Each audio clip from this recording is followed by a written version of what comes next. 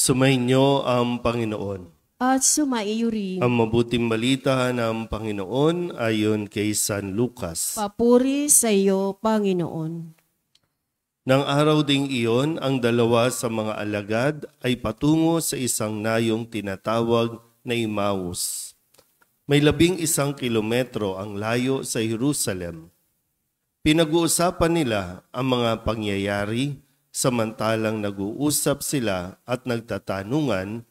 Lumapit si Jesus at nakisabay sa kanila. Siya'y nakita nila, ngunit hindi nakilala agad. Tinanong sila ni Jesus, "Ano ba ang pinag-uusapan ninyo?" At tumigil silang nalulumbay.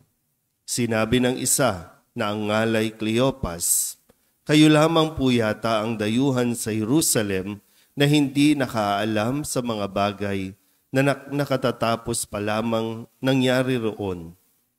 "Anong mga bagay?" tanong niya. At sumagot sila, "Tungkol kay Jesus na taga Nazaret, isang propetang makapangyarihan sa gawa at salita, maging sa harapan ng Diyos at ng mga tao. Isinakdal siya ng aming mga punong saserdote at mga pinuno upang mahatulang mamatay, at siya ay ipinako sa krus. Siya pa naman ang inaasahan naming magpapalaya sa Israel. Hindi lamang iyan, 3 araw na ngayon mula nang mangyari ito, nabigla kami sa ibinalita ng ilan sa mga babaeng kasamahan namin. Maagang-maaga raw silang nagpunta sa libingan at di nila natagpuan ang kanyang bangkay. Nagbalik sila at ang sabi, nakakita raw sila ng isang pangitain, mga anghel na nagsabing, buhay si Jesus. Pumunta rin sa libingan ang ilan sa mga kasama namin at ganyan nga ang natagpuan nila. Ngunit hindi nila nakita si Jesus. Sinabi sa kanila ni Jesus, "Kaya hangal ninyo, ano't hindi ninyo mapaniwalaan ang lahat ng sinabi ng mga propeta? Hindi ba't ang Mesiyas ay kailangang magbata ng lahat ng ito bago niya kamtan ang kanyang maringal na katayuan?" At ipinaliwanag sa kanila ni Jesus ang lahat ng nasasaad sa kasulatan tungkol sa kanyang sarili, simula sa mga aklat ni Moises hanggang sa isinulat ng mga propeta. Malapit na sila sa nayong kanilang patutunguhan at si Jesus ay wari magpapatuloy pa ng lakad. Ngunit siya'y pinakapigil-pigil nila. "Tumuloy na po kayo rito sa amin," anila, "sapagkat palubog na ang araw at tumidilim na." Kaya't sumama nga siya sa kanila. Nang siya'y kasalo na nila sa hapag, dumampot siya ng tinapay at nagpasalamat sa Diyos, saka pinaghati-hati at ibinigay sa kanila. Nabuksan ang kanilang paningin at nakilala nila si Jesus. Subalit ito'y biglang nawala at nawika nila. Kaya pala gayon ang pakiramdam natin habang tayo'y kinakausap sa daan at ipinapaliwanag sa atin ang mga kasulatan. Noon di tumindig sila at nagbalik sa Jerusalem. Naratnan nilang nagkakatipon ang 11 at ang ibang mga kasama nila na nag-uusap-usap. Muli ngang nabuhay ang Panginoon, napakita kay Simon. At isinalaysay naman ng dalawa ang nangyari sa daan at kung paano nila silang nakilala ng paghati-hatiin niya ang tinapay. Ang mabuting balita ng Panginoon. Pinupuri ka namin, Panginoong Hesukristo. Isang magandang umaga po sa inyong lahat. Ngayon po ay Miyerkules sa 8 araw na pagdiriwang ng Pasko ng Pagkabuhay at nagpapatuloy si Jesus sa kanya pong pagpapakita sa kanya pong mga alagad matapos na siya ay muling mabuhay. Pero hindi naging ganun kadali, no, para sa mga alagad na maproseso nila yung kanila pong nararamdaman. Sa isang simpleng salita, nawalan ang mga alagad. Namatayan ang mga alagad. At kapag namamatayan ang isang tao, nahihirapan siyang tanggapin dahil nga hindi ito nauunawaan ng isipan ng isang tao kung bakit namatay yung kanilang minamahal, bakit namatay yung kanilang inaasahan, bakit nawala yung kanila pong pag-asa na itinuturing. Kaya sa kanilang labis na kalungkutan, kahit na meron ng mga nagkikwento na wala na ang katawan ni Kristo sa libingan, hindi nila matanggap ito, hindi nila maunawaan. Kaya mas minabuti nila na lumayo na lang doon sa isang lugar, mula sa lugar na kung saan sila nakaramdam ng labis na kabiguan. Kadalasan din sa atin kapag may mga nangyayari, mas gusto natin magpakalayo-layo.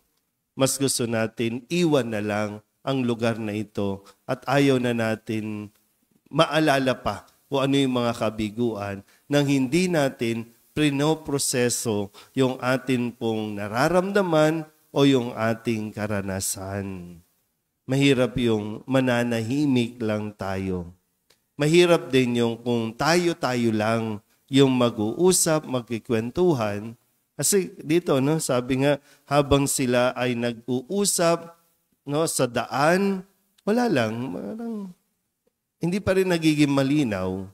Pero nung sumabay si Jesus sa kanila, hindi nila nakilala dahil nga dala ng bugso ng damdamin, sarado pa rin ang kanilang isipan, pero ipinaliwanag ni Jesus ang lahat na dapat mangyari.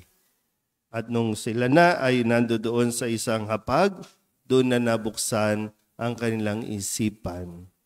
Kaya sabi, yung karanasan na unti-unti nagiging maliwanag sa kanila, unti-unti nabubuhayan sila dahil pa rin naman kay Kristo.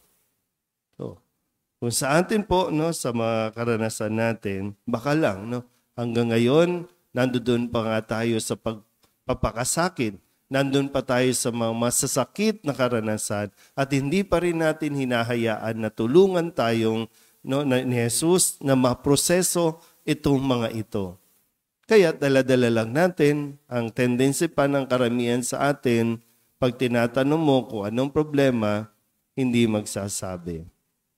May problema, ayaw magsalita. Paano tayo magkakaintindihan at paano ka maiintindihan? At lalong-lalo na ikaw, paano mo may proseso kung kikimkimin mo lang, kung hindi mo ito i-verbalize? Marami na po ang nai-stroke sa sobrang init. Kung gusto mong dumagdag pa dyan, mas magastos po ang gamot. Mga nangyari yon ng may dahilan. Hinayaan ng Diyos na maganap yon, na maranasan natin, hindi lang basta pahirapan tayo, kundi para mas maunawaan natin ang mas malaking misyon na dapat nating gampanan.